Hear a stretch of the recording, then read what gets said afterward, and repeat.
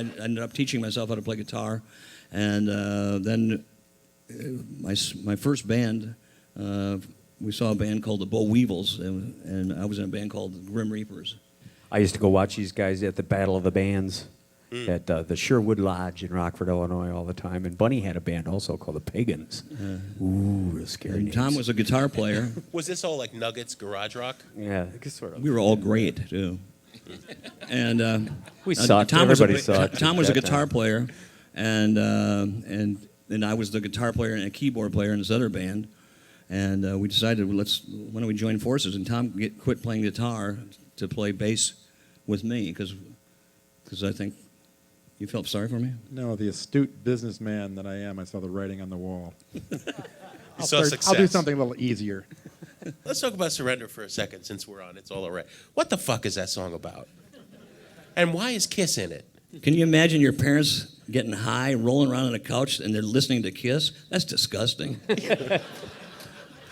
You know, it's one thing if you were a kid getting high and rolling on the couch with your girlfriend, but your parents, I'm an only child, so I know my parents had sex once, and it's horrible to think about too.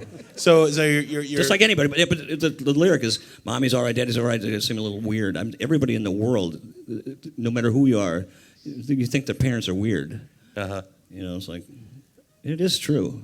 You'd gone over to Europe. You had this image that was already fully formed by the first record. Tom and Robin were like opposite halves of you and Bunny, And at the same time, the one thing I remember from that era is that you could run into you guys anywhere. You could be playing in an arena, and a week later you could see you at a bowling alley in Waukesha, Wisconsin, which I believe is, if the story's correct, you guys got signed to your first label deal after a gig at a bowling alley in Waukesha, Wisconsin. Sunset Bowl, Waukesha. There you go. Jack Douglas, who produced Aerosmith and John Lennon and us and Patti Smith and all kinds of different people. He finally ran into a really good band. He came to see us because his ex-wife was from Waukesha, where Les Paul's from. He came to, I think he came there to bowl, actually. But He's ducking out of having to stay with we the played there, and in-laws, he right? came, listened to us, and it's like, he liked, he's crazy anyhow, but so it was good. He liked us, and we did our first record with him right after that.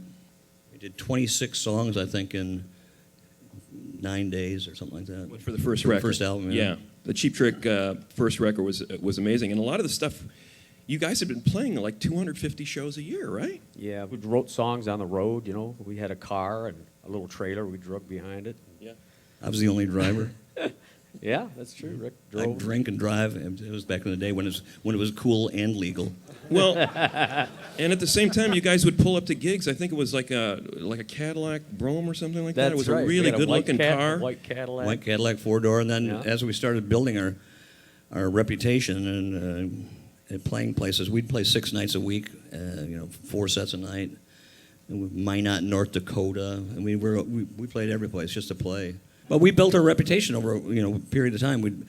People would want us to play cover songs, and we used to tell them we did, and we didn't. You lied. And because we used a couple other names, I think we were called the Randy Men, yes. and Ozzie and Harriet. The Horny Bulls, that was Horny another Bull, one. So We'd do that because they wouldn't hire us back after we played we there. had to change the so we name. changed our name. And then 1 week, after a couple of weeks, the name Cheap Trick, we didn't get fired, so we kept the name. Right. But we did. We played all over the place, and we told them we were going to be doing cover songs, the top 40, and we never would do it. We didn't want to learn it. Could we learn it? Yeah, no, couldn't learn it. And so we do B-sides or our own songs, and We had to introduce other entertaining things, like the carnival game. yeah, I did Rick, that in Milwaukee. Rick would ask a girl to come out of the audience and sit on his face, and he'd guess her weight.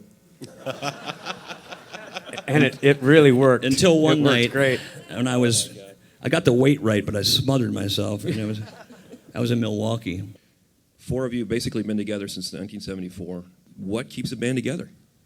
Like any act, there's always something very different about every act that kind of makes it that doesn't make sense. It doesn't make sense to anybody, and it's always, people always say, well, they'll never get anywhere. They're not. It's too weird. It's not right. Guitar bands aren't happening, or whatever it is. And it's always something. So something that just can't be explained. My quote was, your quote was, if you can make it in New York, you can make it any place. I said, hell, that's easy. If you can make it in Rockford, you can make it any place. Because really, we're from Podunk backwater, the second city to the third city, Yeah. and it's an industrial blue collar worker, and it's like, how was a musician, and how did another, it's like, how do we all end up, basically liking the same kinds of stuff, dedicated and too dumb to quit. We just go at it. It's like, and we play, I don't think we've improved that much. That is, but the stuff we liked is the stuff we like, and writing songs. It's a gift that we get to do, and getting to record. How cool is that? Never have to go in the sun. It's neat.